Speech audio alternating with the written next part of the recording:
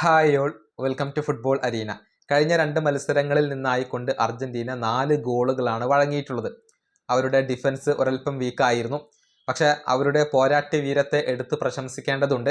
അവസാന സെക്കൻഡ് വരെ ഫൈറ്റ് ചെയ്തുകൊണ്ടാണ് അർജന്റീന ആ മത്സരങ്ങളിൽ വിജയങ്ങൾ സ്വന്തമാക്കിയിട്ടുള്ളത്. ഇതേക്കുറിച്ച് ഇംഗ്ലീഷ് ഇതിഹാസമായ ഗാരി നെവിൽ ഒരുപാട് കാര്യങ്ങൾ പറഞ്ഞിട്ടുണ്ട്. അതായത് ഇതേപോലെ എല്ലാ മത്സരങ്ങളും അർജന്റീനയ്ക്ക് വിജയിക്കാൻ സാധിക്കില്ല, എപ്പോഴും ഭാഗ്യം അവരെ തുണക്കണമെന്നില്ല എന്നാണ് ഗാരി നെവിൽ ഇപ്പോൾ പറഞ്ഞിട്ടുള്ളത്. മാത്രമല്ല, അർജന്റീനയും ഫ്രാൻസും തമ്മിൽ ഫൈനലിൽ ഏറ്റുമുട്ടുകയും അങ്ങനെ ഫ്രാൻസ് അർജന്റീനയോട് പരാജയപ്പെടുകയും ചെയ്താൽ അത് അർജന്റീനയുടെ ഒരു മികവാകില്ല, മറിച്ച് ഫ്രാൻസ് സ്വയം വരുത്തി വെക്കുന്ന ഒരു തോൽവിയായിരിക്കും എന്നാണ് ഗാരി നെവിൽ ഇപ്പോൾ പറഞ്ഞിട്ടുള്ളത്.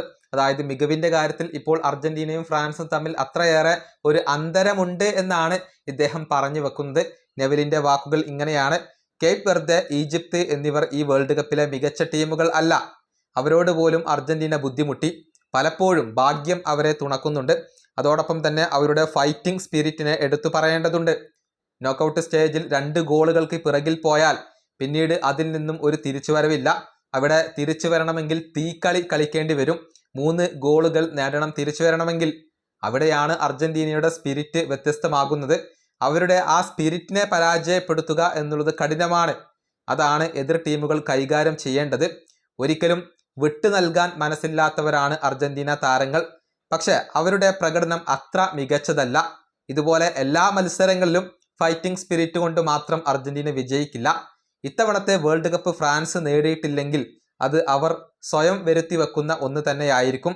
പ്രത്യേകിച്ച് ഫൈനലിൽ അർജന്റീനയോട് അവർ പരാജയപ്പെടുകയാണെങ്കിൽ അത് അർജന്റീനയുടെ ഒരു മികവാകില്ല, മറിച്ച് ഫ്രാൻസ് സ്വയം വരുത്തി വെക്കുന്ന ഒരു തോൽവിയായിരിക്കും. ഇതാണ് ഗാരി നെവിൽ ഇപ്പോൾ പറഞ്ഞിട്ടുള്ളത്.